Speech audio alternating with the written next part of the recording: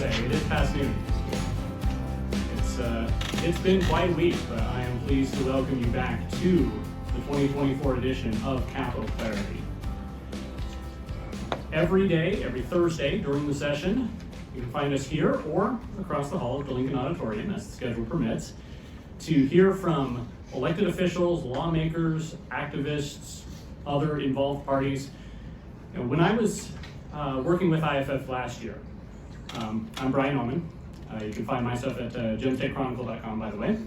But when I was with IFF last year, Capitol Clarity was my favorite thing to do because it is a wonderful event that brings people and the government together. Sometimes it seems like there's a wall there between elected officials, government officials, bureaucrats, and regular people, voters, constituents, taxpayers. And Idaho has been so great about not having that wall. And programs like this really break down that barrier, allow you to talk to your elected officials in person, hear what they have to say, share what you have to say, and that's what a representative republic is all about. So when Ron Nate asked me to come back and help with this event, I was extremely excited. This is an incredible thing. So, as you know, this is the first week of the 2024 legislative session. They started on Monday with the governor's address. He laid out his vision for what he wants to see happen, and a lot of that vision involved how he's going to spend taxpayer dollars. He proposed his budget to fund state agencies and other programs to fix roads and bridges and do all those things. Well, the folks who you're going to hear from today have maybe a different vision, a different starting point, a different perspective when it comes to what the purpose of government is and how taxpayer dollars should be spent. So the people you hear from today will be the new president of the Idaho Freedom Foundation, Ron Nate, Fred Birnbuam, the legislative affairs director and budget expert, and then at the end we'll hear from Senator Tammy Nichols and Representative Heather Scott, who are the co-chairs of the Idaho Freedom Caucus. Contrary to what you might read in the media, those are actually two different things. Idaho Freedom Foundation is a think tank and policy center that advocates for liberty and freedom, whereas the Freedom Caucus is an organization of legislators who support similar principles, but they are separate. So without any further ado, I would like to introduce the president of Idaho Freedom Foundation, Ron Nate.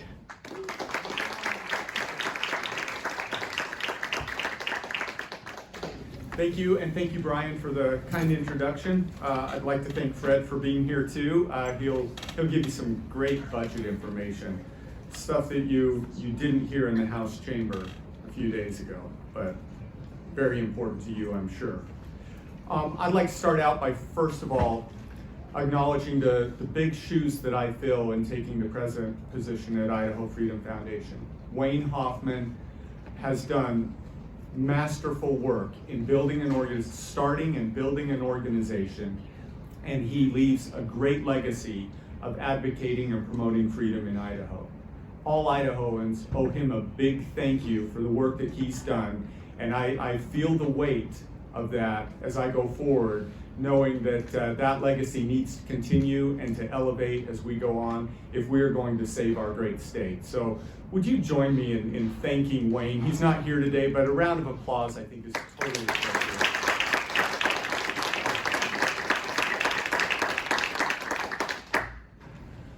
I'd also like to acknowledge that Capitol Clarity was only begun a few years ago. Representative Dorothy Moon and Lieutenant Governor Janice McGeehan started this, and now Dorothy Moon is the Idaho GOP chair, and she is here today, so she deserves a round of thanks too for starting. Thank you, Dorothy. And this falls on us now to continue. Senator Nichols has been helpful in organizing these for the past few years, and she's here today, and so we owe her some thanks too. But, yeah.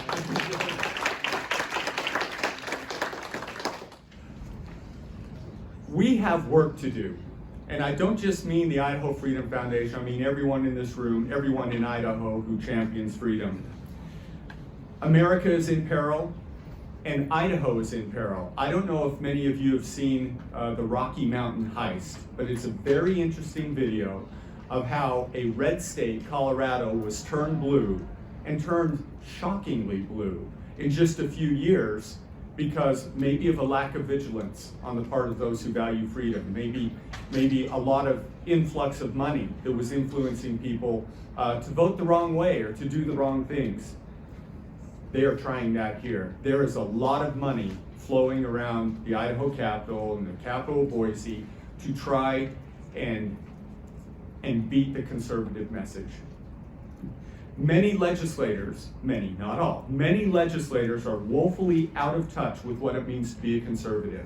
They'll say they're conservatives, they might even believe it in their heart that they're a conservative, but their actions don't match with what they say or what they believe. They don't understand the concept of freedom. I want to say this, government handouts do not lead to freedom. A government handout creates slaves of both the taxpayer who the money's being taken from and the recipient of that money. So freedom rarely, if ever, maybe never, comes from a government program. Unless the government program protects rights, you're not getting freedom from another government program. Usually you're getting taxes, more regulations, and a loss of freedom. Rights are being diminished and taken away. Taxes and budgets are out of control. The governor is not a conservative. He's been a puppet for special interests, and you can just look at how his votes and his programs line up with the IACI plan for Idaho. We've got $22 billion over the last few years from COVID relief. That's federal money coming into Idaho. That money's either borrowed or printed or taxed from you. It's not conservative to be dependent on the federal government. Governor Little's budget is not conservative. He claims it's 2.2% increase. Fred Birnbaum is going to tell you what it really means. That if we look at the actual spending, you get a very different picture. Beyond the fiscal, we have social problems too. Woke culture is attacking our families and our kids. Libraries have horrible books in them. When I was a kid, I remember the librarian was your friend. The librarian was an ally to parents. But it feels like today the librarians are more interested in defending themselves for holding books and stuff that might be damaging to your kids than they are really about caring for your kids. I'm not saying all librarians, but I'm saying a lot of them, including the library establishment, seems to not be fighting for your kids' well-being. We need to work to make sure our policy matches the family values of Idaho. Schools have become indoctrination centers. They ask kids for their pronouns. They have sex ed classes that go against the values of Idaho families. Books, bathrooms, travel policy, all are in question. These were never even an issue when I was a kid. Schools were places of education, not indoctrination. We have drag queen events. We have lip syncs, story hours in our public libraries, pride events in the park being subsidized with state dollars in some cases. The woke culture wants us to, quote, be kind. But while they attack our kids, are they being kind? We need to watch out for our kids. We have lost freedoms. There's relics of the COVID pandemic and the government's response to it. They closed businesses, they closed churches. Should government ever be closing businesses and closing churches? No. Should they? No. Thank you. Our state sovereignty is at risk as we rely more and more on the federal government. Medicaid, for example, Common Core. Once we instituted Common Core and adopted that curriculum, when we wanted to get rid of it, the federal government threatened to take away other funding. And once you adopt the federal program, it is almost impossible to get rid of it. That's why you need courageous legislators like a lot of those in this room who are here and who have supported freedom agendas. The state government is also expanding. Beyond just being reliant on the federal government, we have Idaho Launch expanding, the career and technical education expanded beyond what it was. Rural nurses programs where you actually have government paying for nurses. More and more state programs are putting more and more people on the government payroll. And as this becomes a government economy, it's a lot different than a market-based economy where you have competition driving efficiency instead of government and bureaucrats driving inefficiency and just trying to grow their budgets. The governor's wish list 3 days ago has huge spending increases.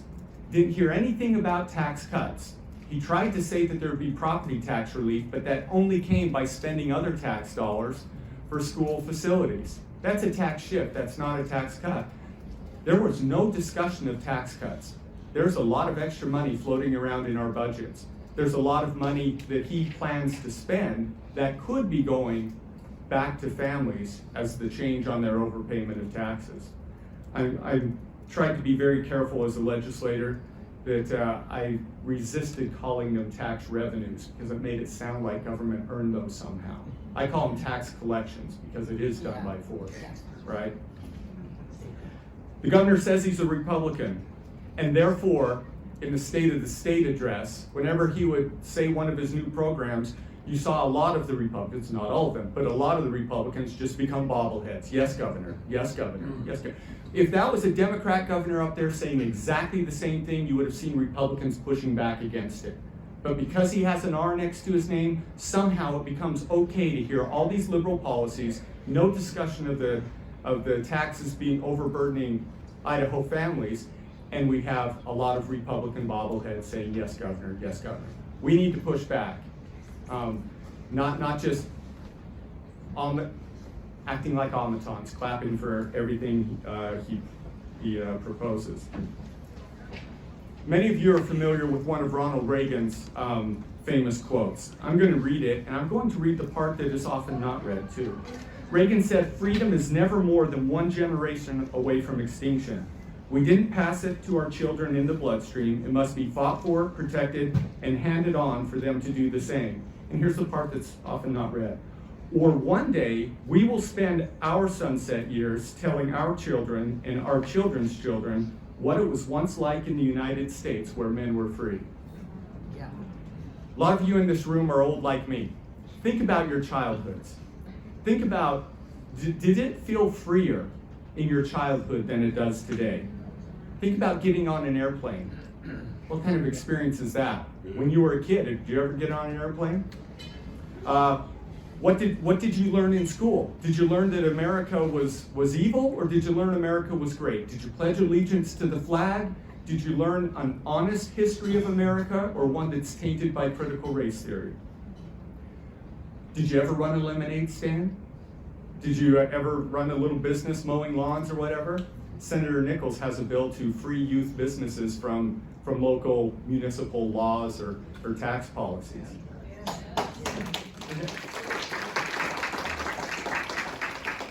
It's a little saddening we have to pass a state law to preserve that freedom. You usually don't have to pass laws to preserve freedom, you just have to have government stay out of your hair. The price of gasoline when you were a kid, when I was a kid. Did you know the tax on a gallon of gasoline today is 32 cents at the state level, 18 at the federal level, 50 cents a gallon? When I was a kid, the price of gas was lower than 50 cents a gallon. Now the tax alone is higher than what we used to pay. You feel freer? Okay. Private charity, not government handouts, was mainly the way we helped our neighbors and our communities and our families. Government handouts, government programs pervert that whole system. They make it compulsory on the taxpayer. They make it conditional on the recipient. And neither party feels great about that. But when it's personal, when it's spiritual, you can feel good as being a giver. You can feel humble as being a recipient and commit to helping others in the future. Government takes that away. It steals virtue from what is otherwise a very generous event. The Idaho Freedom Foundation is going to continue its work, elevate its work to preserve and honor freedoms in Idaho. We need your help to do that. I'll just remind you, the Idaho Freedom Index is a great tool for educating you on what your representatives and senators are actually doing. It uses 12 metrics to rate bills in terms of their freedom, in terms of whether it limits government or expands government, adds new programs or takes away programs, raises taxes, lowers taxes, honors the Constitution, or doesn't honor the Constitution. We have 12 metrics. We rate the bills. Then the legislators vote on the bills. The legislators determine their own grade, their own ranking, based on how they vote. All the IFF does is report those votes and report those rankings. And the IFF takes a lot of heat from it, but you know what? We also get a lot of praise for it. There's a lot of other states who I've heard from who would love to have a metric like that in their states. This is the gold standard of judging. Is judging the right word? Assessing how your legislators are doing. But I want Idahoans to be able to cast informed votes in elections. So please understand how your legislators behave, understand how candidates for office would square up on a freedom index. I don't want to talk too long. We have Fred Birnbuam that's here to talk about the budget specifically, maybe give a bit of a response to the governor's State of the State address. And so I'll turn the floor over to him. He's one of the best analysts I've ever met in my whole life. He is just, give him a spreadsheet and you'll lose him for hours because he'll pick it apart. So Fred, thank you.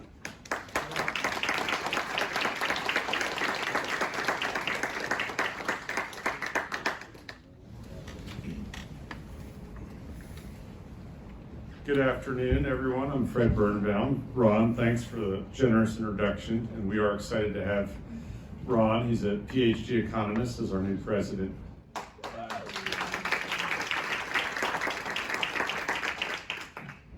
I struggle sometimes with how do you make numbers interesting to people, and of course it's lunchtime. So I'm going to try something here.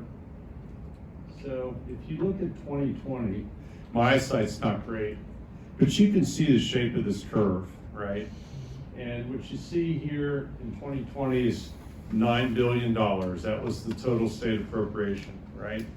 And what you see here in 2024 is 13.9. If you're good at math in your head, that percentage increase is over 50. I think it's exactly 54.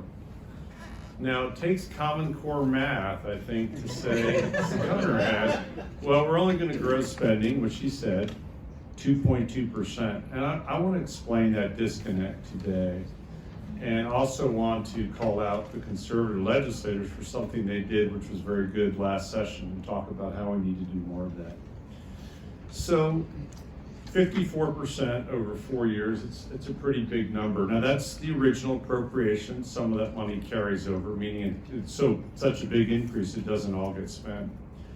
But what's happening and what has happened in Idaho in many states, virtually all of them, when COVID came about, we know that story and it's a pretty sad one. The state of Idaho was flooded with $22.9 billion. I have a document that shows that, and I'm happy to share that. And that's at all levels. So that included checks to business, to individuals, money to state and local governments. The point is that that's a very large amount of money. And one of the things that Ron alluded to, we have a problem with inflation, and partly that's driven, or largely, by monetizing all this debt. I mean, if you think about the state before COVID appropriated $9 billion, and then we got flooded with 22.9. It distorted everything. And one way to think about that, we do see a lot of projects that we like, water, roads, etc. But the problem is the government then competes for resources. And nationally, when you hear about the low unemployment rate, it's probably not untrue, but you might not also hear that the biggest growth in employment nationally is government, followed by healthcare and social assistance. So the government is borrowing, printing money, and then growing and hiring people, and that's inflationary. Of course, if you have a small business, they're competing for your hires. So I'm wondering if you can bring that back up. And maybe scroll down a hair. Oops. I'll let him figure that out. So how is the governor able to make these claims that he's only growing spending a little? And it's something that I don't want to get into too much detail, but I'm going to provide some very simple examples. So he's able to do that Because the state has several different funds, general, dedicated, and federal. And I think federal's pretty self-explanatory. It's money that comes from the federal government. General funds include monies supplied by your income tax, by sales taxes, by corporate income tax, by product taxes. And those generally are spent on functional things in government, including schools, the state police, etc. Dedicated funds would include money for fish and game licenses. And the notion there is, if you buy a fish and game license, all that money should go to fish and game. And it does. I mean, maybe there's a little bleed off, but essentially everything paid for a hunting and fishing license goes to fish and game. What the governor has done the last few years dramatically is he's taken general fund money and he's pushed it into dedicated funds. So if you think about it mathematically, very, very simplified, if I shift, which the governor is proposing doing, $780 million out of the general fund column into this dedicated fund, and I don't count it as expenses in the general fund, I can show a small percentage. And actually, this came up in JFAC. I'm going to give them some credit. They're asking to have it restated, adding it back. So what am I talking about shifted? This is the governor's recommendation. Fire suppression fund, transfer 17 million. Transfer to ITD, 302.8 million. Permanent building, 25 million. DEQ, 2 million. Water resources, 30 million. Local roads, 200 million. It's a long list. Now, some people might say that all this is good spending, or some of it is, and that's fair. But you can't have it both ways in life, or maybe you can. But he should call it what it is. Yeah. He's transferring it from revenues to spend. Let's call it spending. If you're going to increase the spending 16 or 17%, say that. Own it, right? Yeah. And then we can have a debate about, but to make this claim that we are the most fiscally responsible, I mean, I don't see that up there, do you? I mean, that's a big, so in 2017, 7.6, I don't know how good my eyesight is anymore, looks like 7.6. You know, that's almost a doubling. So it can't be both. Either we're growing spending a lot more and shifting the money around, or we're not, and we obviously are growing spending a lot. I do want to thank a lot of the conservatives in the legislature, and I want to explain A, why it's hard, and then B, what they've done. So we have a lot, I won't be able to name everyone, but I see quite a few senators and House members. Last session, a Medicaid bill came to the floor, House Bill 334, 4.691 billion. Not great at remembering names, but numbers I'm pretty good at. I know all the conservatives in this room voted no. Representative Tanner, among others, on JFAC, they worked really hard to get that number down several hundred million more. They were not successful, but the next bill that came, 369, was 151 million lower. And why, we can get all the arcane things, but what happened was a lot of people were automatically added to Medicaid during the COVID emergency, presumptive eligibility, and they were, by law, supposed to come off. Well, guess what? They also opposed the lower number, and I think virtually everyone in this room who's in the legislature did, House Bill 369. Now, the people who voted no is kind of an odd combination, but it was all the conservatives and then the Democrats and some Republicans who wanted more money. So they shouldn't be given credit because they actually said it. And what did they say? You can go back and listen to the tape. There's going to be a big supplemental if we cut this. Well, guess what? Go into the budget book. There's a $277 million reversion. It's on page 2-40. Go look it up. So the 151 plus the 277 was reduced from the original budget. Again, you can look in the budget book. The point is, we do have to push back. When you push back, it can have results. It's a lot of work. Of course, you take all the, the bric-a-brac. And that, I think, is going to happen this year. I mean, I have a good feeling that a lot of conservatives are not buying this 2.2%. I mean, just common sense. The governor listed all these things he's going to spend money on, give a pay raise, more benefits, and that's all going to only cost 2% more. All these initiatives, all the money spent on facilities, on roads, that doesn't really make sense. So I don't want to go on too much longer. I will answer one or two questions just because when you throw out a lot of budget stuff, sometimes there are those sorts of things. But before that, let's have a round of applause for all the legislators in here who stuck to their guns and voted no on two big Medicaid budget bills.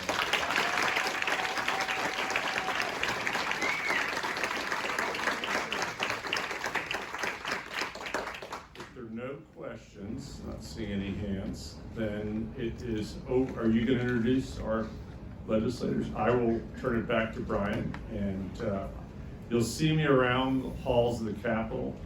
I'll have numbers in my hand, and feel free to ask me any questions or reach out anytime. Thank you very much.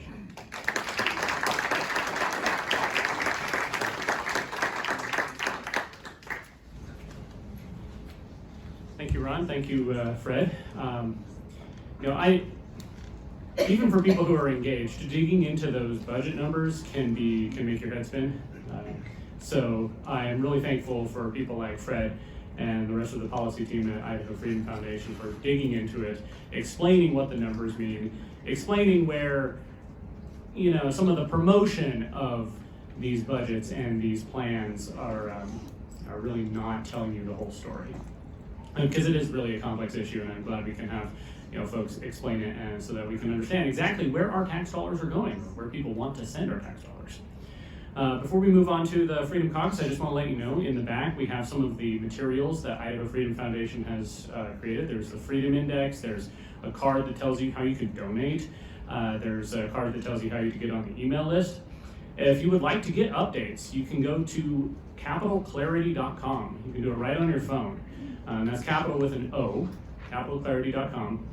You can sign up for emails, but you can also, if you scroll down the page, there's a place where you can put in a suggestion for future Capital Clarity programs. Do you have some issue you want us to talk about? Do you have some figure that you think would be a great guest to come and speak on some issue? Just put it in there, and the team will figure out how to make it happen. So next up are the co-chairs of the Idaho Freedom Caucus. The Freedom Caucus, I'm sure they'll explain the whole thing, but it's part of a network of legislators throughout the country who have joined together, state legislators, to promote issues related to freedom and liberty. And because there really is strength in numbers. The big groups, the big lobby groups, the big organizations, they have power because of numbers and because of money.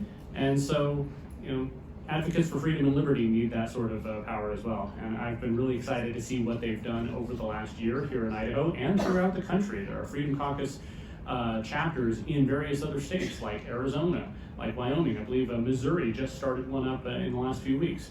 So without further ado, Senator Tammy Nichols and Representative Heather Scott.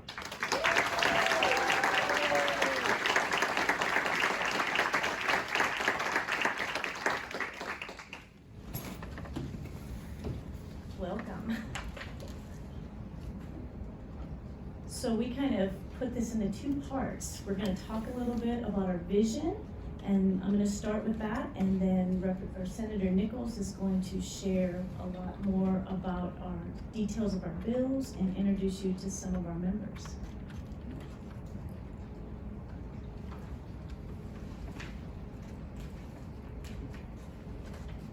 So as our nation continues to decline, it seems like everywhere we look, people want hope.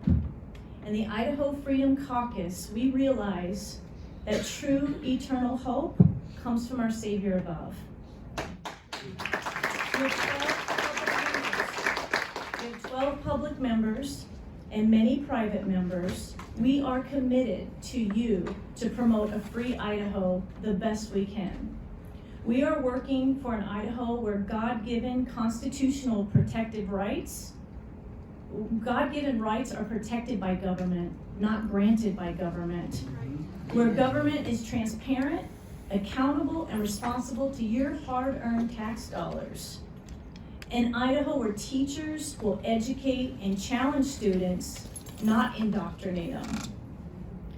Earlier this week, as Dr. Nates shared, we heard the State of the State address from the governor. Some cheered, but many were disappointed.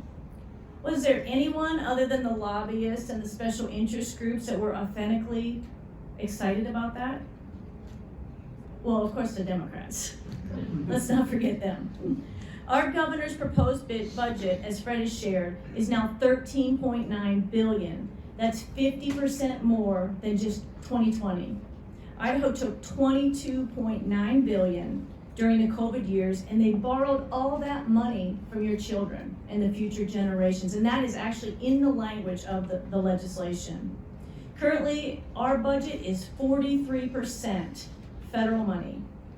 And the governor's Idaho Works program, there's more and more new programs, more and more bloated bureaucracies, and more crony projects, using more of your children's money. This is not a winning strategy for a sovereign state, and it certainly makes the governor sound silly when he says on one hand, he attacks the federal government. He actually said, quote, unbridled spending is crippling American families.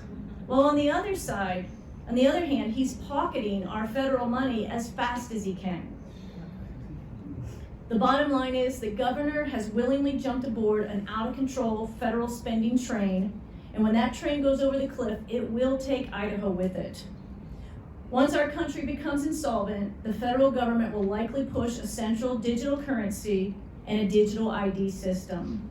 And Freedom Caucus members want no part of it.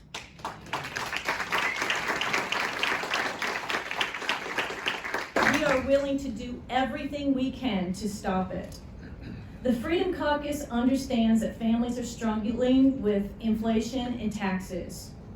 We believe that the citizens are best stewards of the money and their own earnings. We believe that your tax dollars should be spent responsibly, directed at fortifying the state for a future collapse. I don't know about you, but I'm tired of all the left's crazy ideas that we just keep reacting to. I'm tired of simply existing to speak out and try to slow them down and slow down the way this state is turning progressive. They're accelerating towards a Marxist future in this state and the country at alarming speeds, which is good that you have the Freedom Caucus. The Idaho Freedom Caucus wants to go a completely different direction. We want to go towards liberty. He wants liberty too. Liberty, truth, and human flourishing. As State Freedom Caucus members, we are in a unique position to bring real change to Idaho in the form of visionary legislation.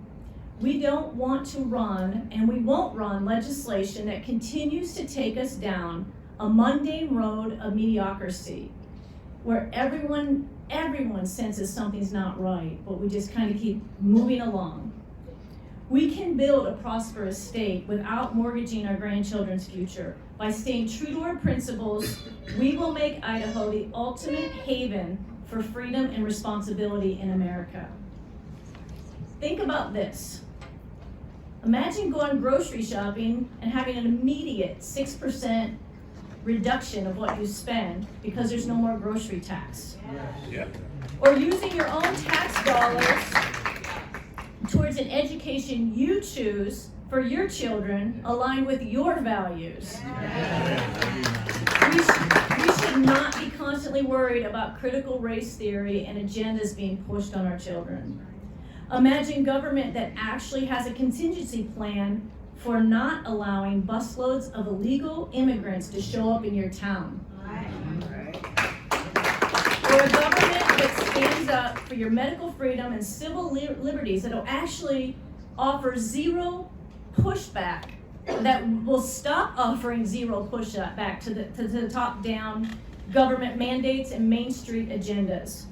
You know, citizens shouldn't be worried about becoming a felon overnight because ATF has changed some rule and set up an unconstitutional rule. Our local communities should have the final say when they put in these big energy projects in our communities. We should not be given preference to these backdoor agreements that's happening right now. And then there's always the property tax, and I think that's the number one issue because that comes straight from our pockets.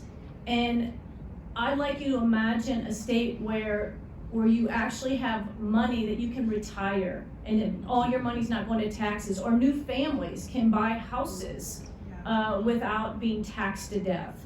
Or maybe no property tax. You know, taxes put us in servitude, and that is where we are headed. So the Idaho Freedom Caucus, we have a better way. I know a lot of times people don't hear us because we're pushed to this, we're just pushed aside, but we have a different day. We have a better way, and it involves real reform, fiscal discipline, and not playing this tax shifting game that's currently happening in Idaho. We will stop reacting and we will start leading, offering legislation that offers new solutions to old problems, as well as attempts to look into the future and provide a roadmap for a resurgent Idaho. This will require active citizenship, and you will need to do your part, every one of you. We believe, as the Idaho Freedom Caucus, that we can return this state to a real Republican state, with traditional family honoring state where citizens matter and the government serves the people. And I believe this vision is possible. So I know there's a lot of bad going on in society right now. Just remember, these are really exciting times. We are here for a reason such as this. And although our future may look bleak at times, nothing is too big for our God if we stand together. Over the next several weeks, many of our Freedom Caucus members are going to be attending the Capitol Clarity, sharing their bills. We hope you can show up and see them. And now our social director, Senator Nichols, co-chair social director, is going to come and give you a lot more information. So thank you. Thank you, Representative Scott. I'm not really the social director. I am very socially active though, so that's why she tells me that. But anyway, there are these cards that are on the back table, and I hope you'll all grab not just one, but several of them and give them to your neighbors and to your friends to let them know about the Idaho Freedom Caucus. And I'm just gonna go over what we have on these cards. And I wanted to preface it though that it was all of the Freedom Caucus members that decided on what were important things for us to work on this legislative session. What were the things that we were hearing from our constituents about? And what were the issues that we could see that were pressing for the people in Idaho? And so this was an effort of togetherness to be able to get this because Freedom Caucus members come from all parts of the state, and not every part of the state is the same. But this is what we came up with. So first of all, we want to protect our constitutional rights. We believe that the Constitution is our foundation for our governmental process, and that without it, you end up with chaos. So it says we will defend all of our God-given constitutionally protected rights, including the Second Amendment, freedom of speech, health freedom, and the right to due process. Our second goal is fiscal responsibility, transparency, and accountability. We firmly believe in state sovereignty and minimizing federal dependency, as Representative Scott was talking about. We actively work to cut government bureaucracy, streamline agencies, and lower taxes for hardworking families and businesses. We are against forced digital currency and ESG scoring. We will work to safeguard election integrity and oppose ranked choice voting, a scheme to transform Idaho's political landscape and hinder the voice of citizens. We strongly support stringent voter ID laws to ensure honest elections to safeguard our republic. And I have to just give a shout out really quick to Chairwoman Moon, because she is really harping on this ranked choice voting, and everyone needs to be doing it. The time to tell them it's not what they think it is.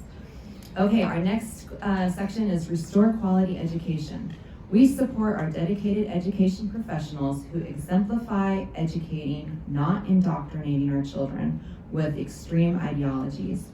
We pledge to protect students' abilities to think and learn without bias, and will work to increase education freedom and choice for every Idaho family.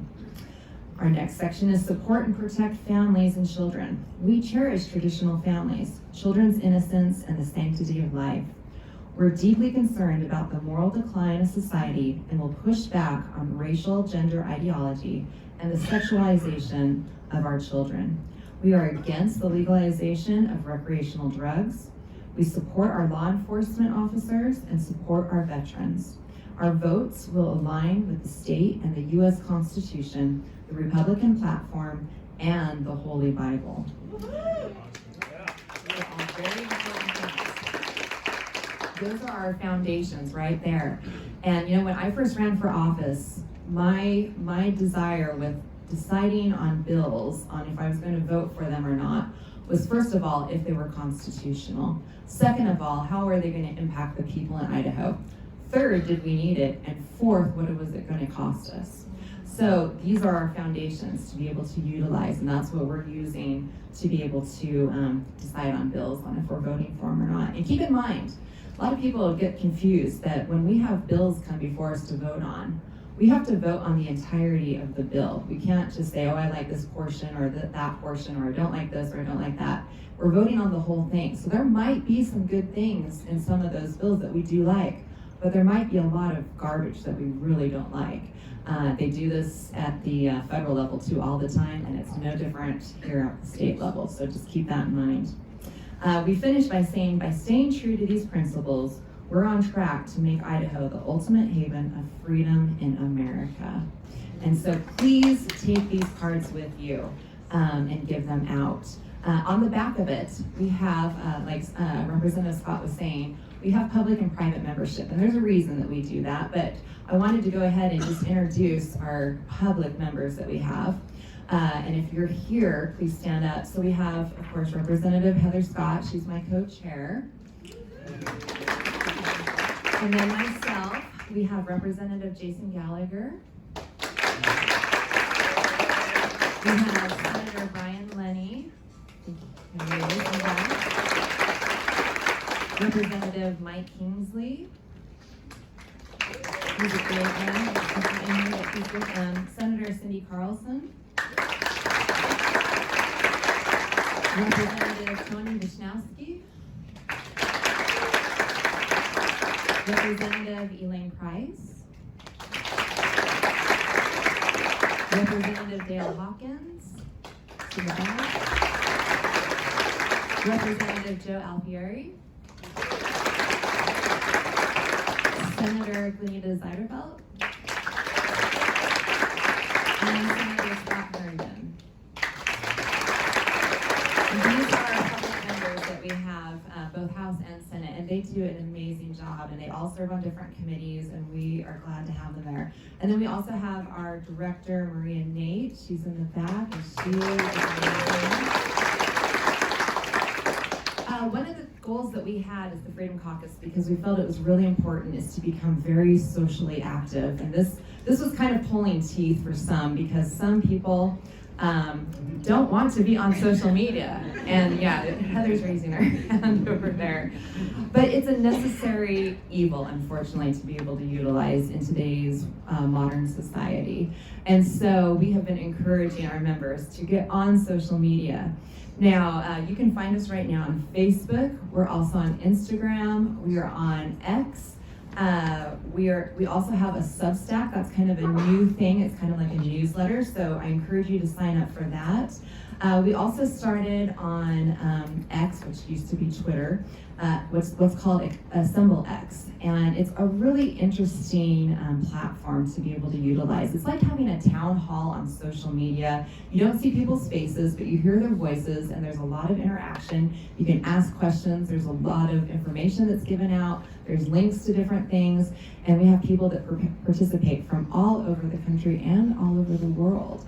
So we're encouraging people to go over to X, to Twitter X, I call it that. Because that is, since Elon Musk took that over, it has changed it so dramatically. Facebook is just not the place to be anymore. There's so many problems with being censored on there still. Instagram's kind of along the same way. It's not as bad. I will post something on Instagram that I might get like 4,000 or 5,000 likes, and then on Facebook I get like 5. So you can really tell that there's a definite discrimination going on there. But go onto X. And I know some of our people in here that are older than I am might not be comfortable with that, but I'm telling you, that is where the news is. That is where the information is. That is where the truth is getting out. So I encourage you to go on there. Sign up for our Substack. You get emails, and it's like a newsletter, and it tells you everything that the Freedom Caucus, Idaho Freedom Caucus, is working on. So that's another really great way to follow us. And then we do have a website, IdahoFreedomCaucus.org, and most of that information is on this handout. I think we are going to go ahead and take some questions really quick. Brian, is that okay? Okay. Yeah, would the Freedom Caucus members come up here? And we can take questions in regards to the Freedom Caucus or any specifics that you might have to any of our members. And we want to just answer your questions, and we'll go from there. So this is just for the social. People complained that if you're watching on YouTube or Facebook or X, you can't hear the questions. So it seems silly because you can't hear it here, but people online will be able to hear this. The first question, actually, somebody in the chat asked, is there a way to get those cards to the far reaches of the state, to Lemhi County and out, and beyond? Yes, so all of our members will have these, and they will be taking them back to their districts. And so if you're wanting extra cards, let your representative, who's a member of the Freedom Caucus, know, and we will be able to get those to you. If you don't have a member, we can mail them. I'm sure we would be glad to mail you some. So yeah, let us know.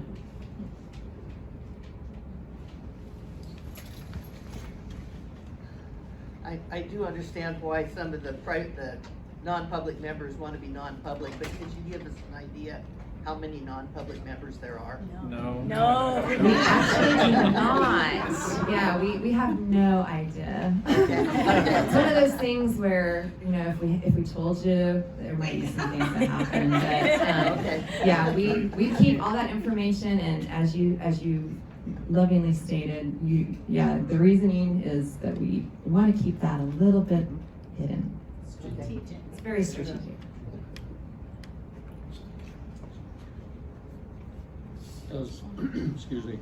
Does the Freedom Caucus members have to vote 100%? Like maybe the board might tell them to, type of thing, or do they still have their That would be freedom. We're the board. their own self, you know what I mean? Yeah. So no, we're the board. We have a lot of debate that takes place, and no, there does not have to be 100% consensus. And everybody still has the ability to vote the way that they want to. You will see some bills though that we do support as a caucus. It doesn't mean that everybody was in 100% agreement on those bills, but we do have some that are important bills to us as a whole, and so we will be supporting those together, but everybody still has the freedom to be able to vote for their conscience. I just want to be able to say that on behalf of myself and maybe a few in here, we're really proud of you guys.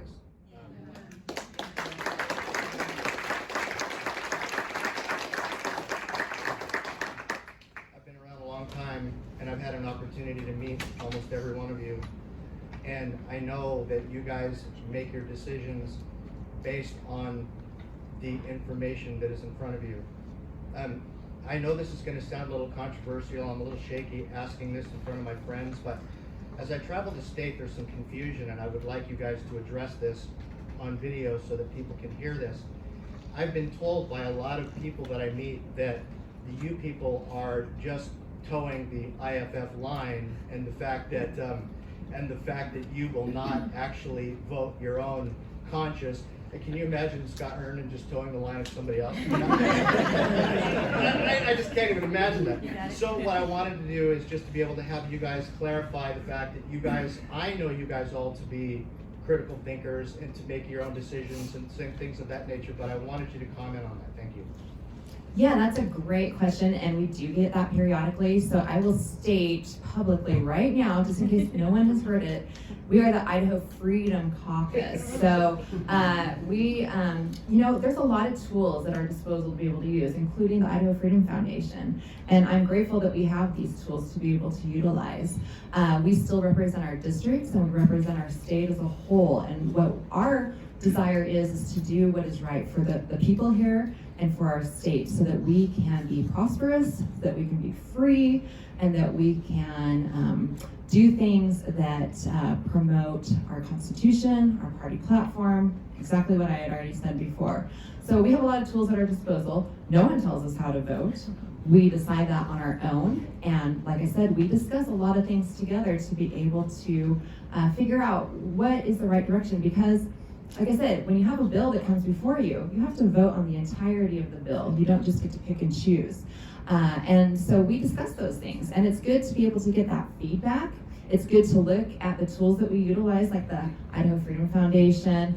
We also use the ACU, which is part of CPAC, Club for Growth. I mean, there's a lot of great information out there, and it's like what any detective would do. You take all that information in, and then you figure out where you need to go with it. And so, yeah, we are the Freedom Caucus, and we are all independent in our thinking.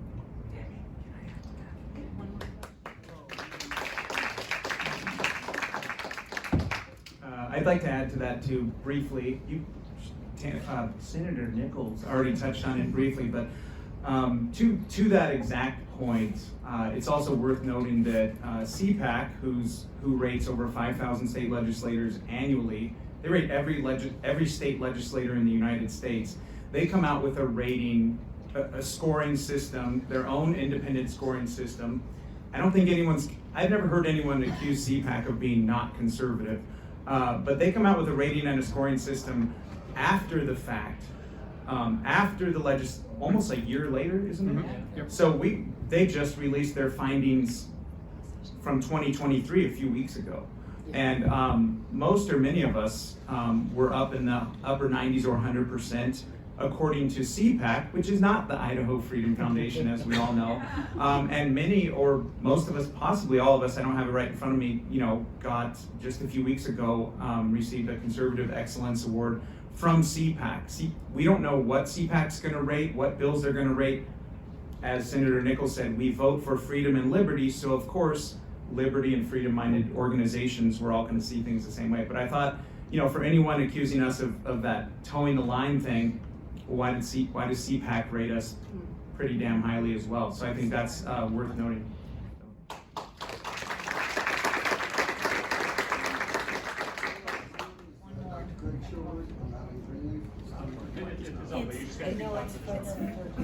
So the mission of two things. We've got to stop doing the circular firing squad in a conservative group. Kent Marmon and Jordan Marks both lost because there were 3 or 4 people from yelling. Kayla Dunn disappeared after she reappeared out of nowhere and ran and broke into Jim Rice and that 4-way vote up in District 9 where I am. Now we've got Democrat Abby Lee. So how do we get rid of these circular firing squad vettings where we're killing each other? We've got some great people running.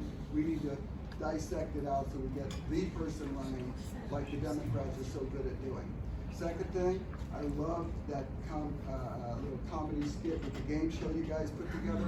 That was phenomenal. A week before I posted, we need to do some ploys and songs and things that get people's spirit going in our direction. And getting the kids going, Tammy, that's so good. But that's starting there, they're not voting yet. But still, the culture of our life. So we've got to protect our lives with how we're being depleted down. And those little vignettes are awesome. So if you guys can do more of those, that's super. Perfect. I'm going to say just really briefly, and then I'm going to let my co-chair, Representative Scott, answer. We like to refer to ourselves as happy warriors. And so, yeah, I get it. And we're in a very polarized society, especially regarding politics. So unfortunately, it's part of the territory. But I'm going to let Representative Scott talk a little bit about that. Thank you. Just to answer that briefly, it's going to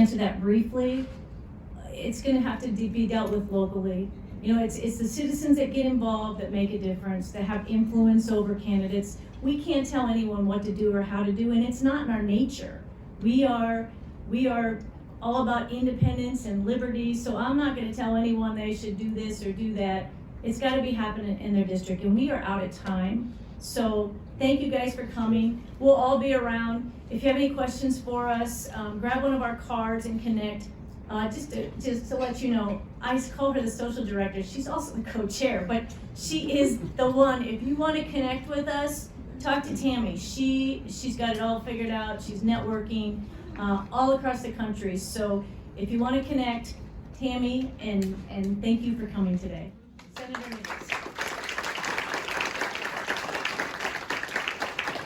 Thank you again. We appreciate everybody coming. We appreciate the Idaho Freedom Foundation and for hosting the Capitol Clarity, and we hope to see you around the Capitol this session. Thank you.